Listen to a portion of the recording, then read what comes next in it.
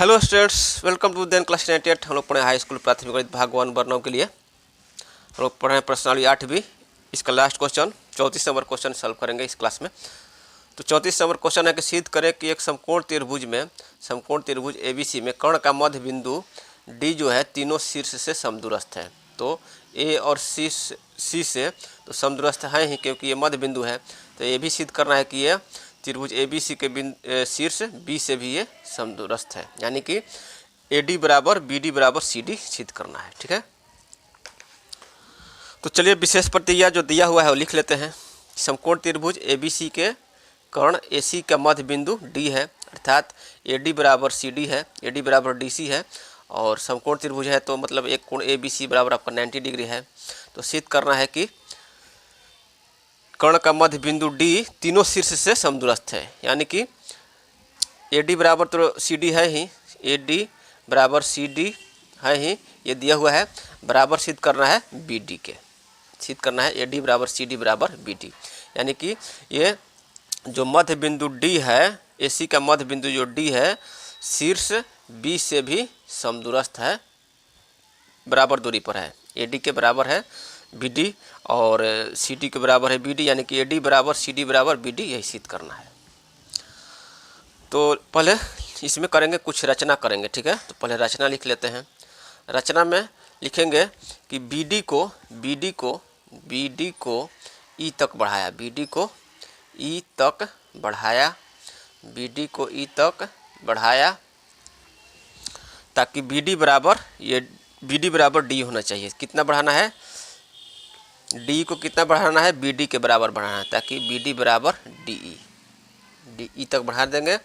और लिखेंगे E और C को मिला देंगे, E और C को मिला देंगे। यहाँ लिख देंगे तथा E और C को मिला दिया, E और C को मिला दिया। इस प्रकार त्रिभुज बन गया, DEC बन गया, DEC बन गया। तो अब लिखेंगे उत्पत्ति। ठीक है, उत्पत्ति। अब इसको तर्क देकर हम सिद्ध करेंगे। तो उत्पत्ति में लिखेंगे त्रिभुज ABD, यह त्रिभुज ABD और त्रिभुज DEC में, त्रिभुज ABD और त्रिभुज CED में, यह त्रिभुज और यह त्रिभुज CED में। तो त्रिभुज ABD में क्या है? त्रिभुज ABD में है AD। ठीक है, AD बराबर क्या है? ये CD के बराबर है। AD त्रिभुज ECD में क्या है? त्रिभुज CED में क्या है? CD है। तो AD बराबर है, AD जो बराबर है CD के, AD बराबर CD के, त्रिभुज ये आपका दिया हुआ है, ये AD बराबर CD दिया है। ठीक है, AD बराबर CD यहाँ पर दिया हुआ है।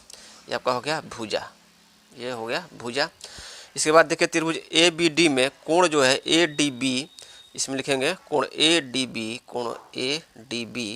बराबर त्रिभुज CED में, देखिए CED में कोण जो है CDE बराबर कोण CDE होगा, बराबर कोण CDE होगा। क्यों होगा? क्योंकि ये सम्मुख कोण है, शीर्षाभिमुख कोण है, ये सम्मुख कोण हो गया। तो ये आपका हो गया कोण हो गया। इसके बाद जो है ये भुजा हो गया, ये कोण हो गया। इसके बाद त्रिभुज ABD में देखिए तो BD बराबर, और त्रिभुज ECD में चलिए, ECD में चाहे CED में, तो BD बराबर किसके है? D के। ही आपको रचना से है बराबर है। कैसे बराबर है ये? तो ये रचना से, बनावट से ये बराबर है। तो भुजा कोण आपका ये भुजा हो गया। तो लिखेंगे इसलिए भुजा कोण भुजा SAS सास अभिगृहित से, भुजा कोण भुजा सर्वांग समता अभिगृहित से, सर्वांग समता अभिगृहित से त्रिभुज जो है त्रिभुज ABD सर्वांगसम होगा त्रिभुज CED के, सर्वांगसम हो गया। क्योंकि ये आपका भुजा हो गया, ये कोण हो गया और ये भुजा हो गया। ठीक है, ये भुजा हो गया, ये भुजा कोण भुजा। तो भुजा कोण भुजा, भुजा कोण भुजा, तो भुजा कोण भुजा सर्वांग समता अभिगृहित से आपका त्रिभुज ABD सर्वांग हो गया त्रिभुज CED के। तब जब त्रिभुज ABD और CED सर्वांग हो गए तो इसके तीनों कोण और तीनों भुजा बराबर होंगे। तो यहाँ पर लिखेंगे कोण जो है BAD, त्रिभुज ABD में कोण BAD, त्रिभुज ABD में कोण BAD बराबर होगा कोण CED में किसके बराबर होगा, कोण ECD के। तो इसलिए लिखेंगे कोण BAD, कोण BAD बराबर होगा कोण BAD बराबर कोण होगा DCE या ECD के, बराबर कोण होगा ECD के। क्यों होगा, क्योंकि ये सर्वांग त्रिभुज के संगत कोण हो जाएंगे, सर्वांग त्रिभुज के संगत कोण है, इसलिए दोनों बराबर हो गए, संगत कोण ये बराबर हो गए। अब देखिए, अब ये सर्वांग त्रिभुज के संगत कोण बराबर हो गए, तो इसलिए क्या हो जाएगा, देखिए यह कोण और यह कोण और यह कोण बराबर हैं, हो गए। तो ये दोनों क्या है, एकांतर अंतःकोण है। AB और CE रेखा को एक तिर्यक रेखा AC जो प्रतिच्छेद कर रही है और उसके जो एकांतर अंतःकोण जो है, एकांतर अंतःकोण हैं बराबर हैं, तो इसलिए क्या हो जाएगा, AB समानांतर हो जाएगा CE के। तो इसलिए लिखेंगे AB बराबर AB जो है समानांतर है CE के, AB समानांतर होगा CE के। क्यों समानांतर होगा, क्योंकि एकांतर अंतःकोण लिख देंगे कि चूँकि एकांतर अंतःकोण जो है, एकांतर अंतःकोण कोण BAD बराबर है कोण ECD के, बराबर है कोण ECD के बराबर है, इसलिए AB समानांतर हो गया CE के। अब चूंकि AB समानांतर हो गया CE के, AB समानांतर हो गया CE के, तो एक और कंडीशन बन रहा है, ये आपका क्यों हो गया, ये समानांतर हो गया, आपको बता देते हैं कि देखिए प्रमेय नंबर 5 पढ़े थे पहले, प्रमेय नंबर 5 पढ़े थे कि यदि एक तिर्यक रेखा दो रेखाओं को इस प्रकार काटे कि एकांतर अंतःकोणों का एक युग्म बराबर हो तो ये दो रेखाएं समानांतर होती हैं। तो इसी प्रकार से ये चूँकि एकांतर अंतःकोण BAD और कोण ECD जो है बराबर हैं, इसलिए AB समानांतर हो गया, CE के। अब इसको देख लीजिए, AB समानांतर हो गया CE के, थोड़ा सा अलग से कंडीशन कर लेते हैं। AB समानांतर हो गया CE के, AB समानांतर हो गया CE के, ये आपका है AB है और ये है CE है, AB समानांतर हो गया CE के। और यहाँ पर जो BC है, BC को मिला दिए, तो यहाँ पर ये AB समानांतर है CE के। अब सोचिए कि BC जो है इसको प्रतिच्छेद कर रही है, BC जो रेखा तिर्यक रेखा है BC प्रतिच्छेद कर रही है। तो यदि BC प्रतिच्छेद करेगी तो इसको थोड़ा सा यहाँ पर बढ़ा लेते हैं डॉट डॉट करके, BC इसको काट रही है इस रेखा को, तो लिखेंगे चूँकि AB समानांतर हो गया CE के, इसलिए कोण जो है इसलिए एक प्रमेय पढ़े थे, प्रमेय नंबर 4, यदि एक तिर्यक रेखा दो समानांतर रेखाओं को काटती है तो तिर्यक रेखा के एक ही ओर के अंतःकोणों का प्रत्येक युग्म संपूरक होते हैं। तो इसलिए हो जाएगा कोण जो हो जाएगा कोण ABC, यह मान लीजिए कि तिर्यक रेखा है, तो कोण ABC प्लस ये समानांतर रेखा के एक ही ओर के अंतःकोण है, समानांतर रेखा के एक ही ओर के अंतःकोण है, तो इसलिए कोण ABC प्लस कोण ECB प्लस कोण लिखेंगे प्लस कोण ECB बराबर होगा 180 डिग्री। यहाँ पर लिख देंगे, क्यों होगा, क्योंकि प्रमेय नंबर 4 के अनुसार यदि तिर्यक रेखा दो समानांतर रेखा को काटती है तो तिर्यक रेखा के एक ही ओर के अंतःकोणों का प्रत्येक युग्म संपूरक होते हैं। संपूरक का मतलब कि दोनों कोणों का योग 180 डिग्री होता है। यहाँ लिख देंगे, क्योंकि चूँकि लिख देंगे तिर्यक रेखा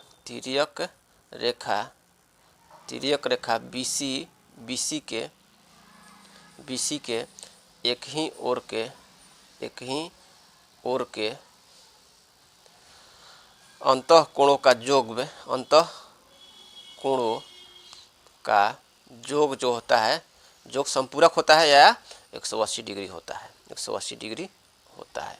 ठीक है, तो इतना लिख दिए। अब चूँकि कोण ए बी सी बराबर कितना है, 90 डिग्री है, आपका दिया हुआ है कोण ए बी सी बराबर 90 डिग्री। तो यहाँ पर लिख देंगे कोण ए बी सी बराबर 90 डिग्री प्लस में कोण ई सी बी प्लस कोण ई सी बी बराबर होगा 180 डिग्री।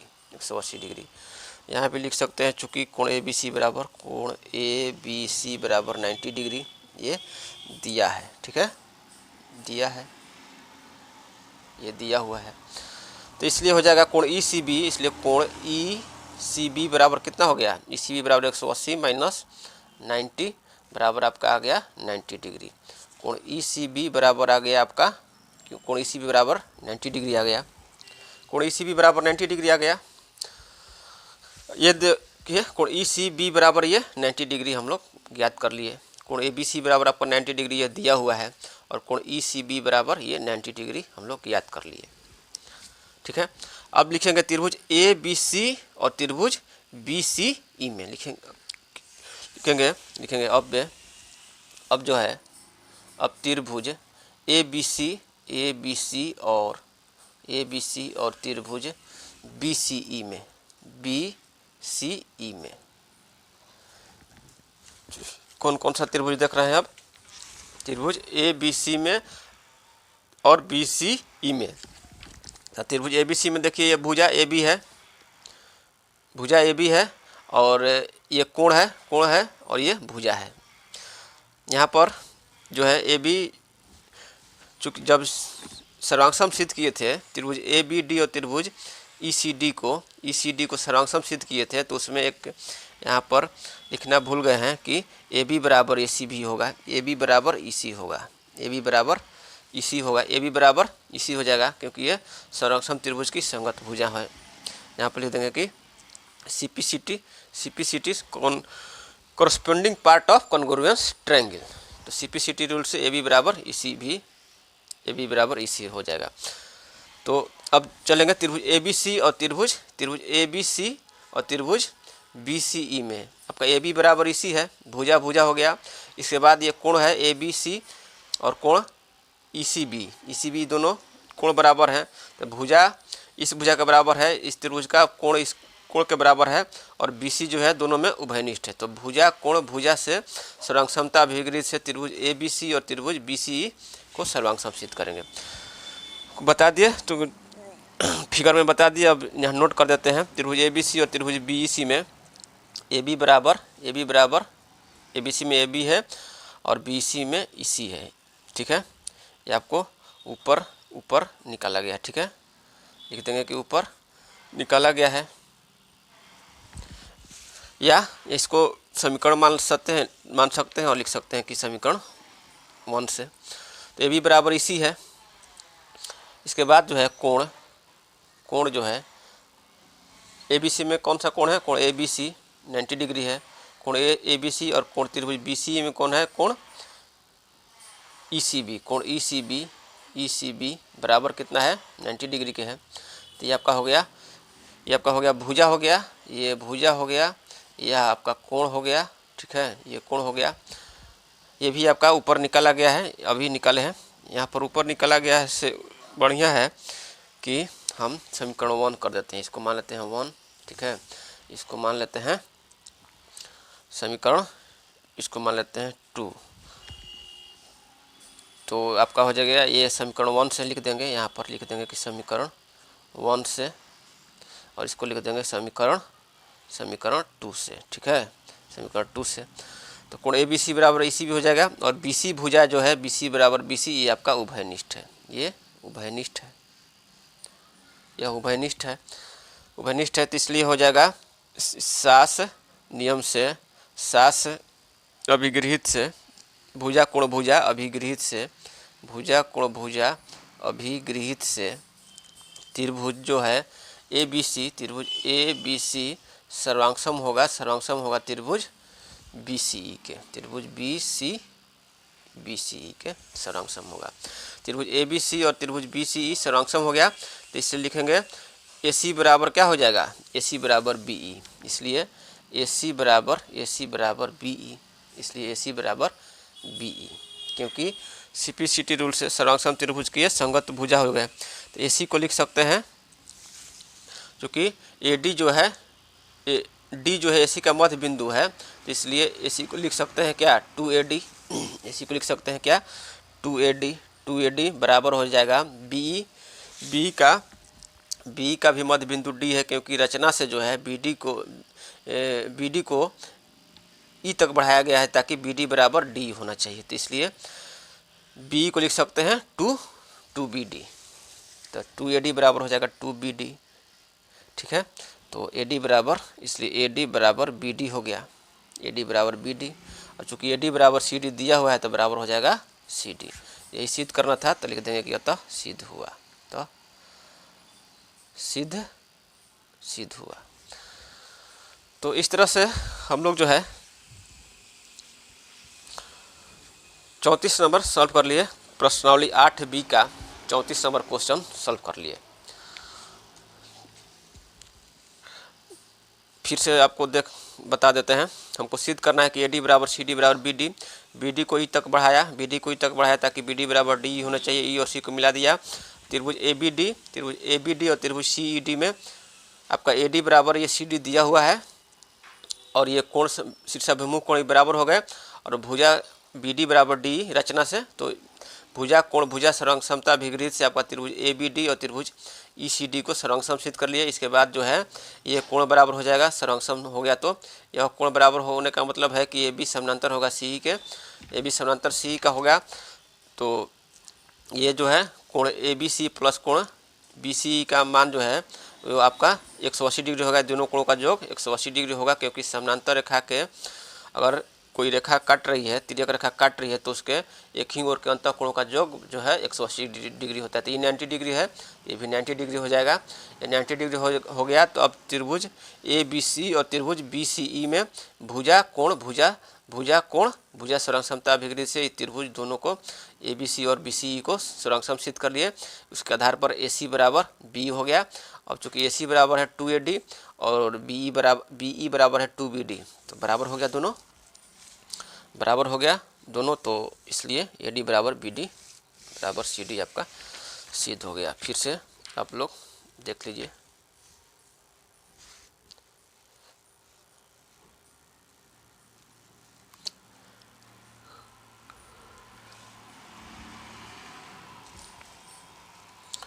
तो सिद्ध हुआ।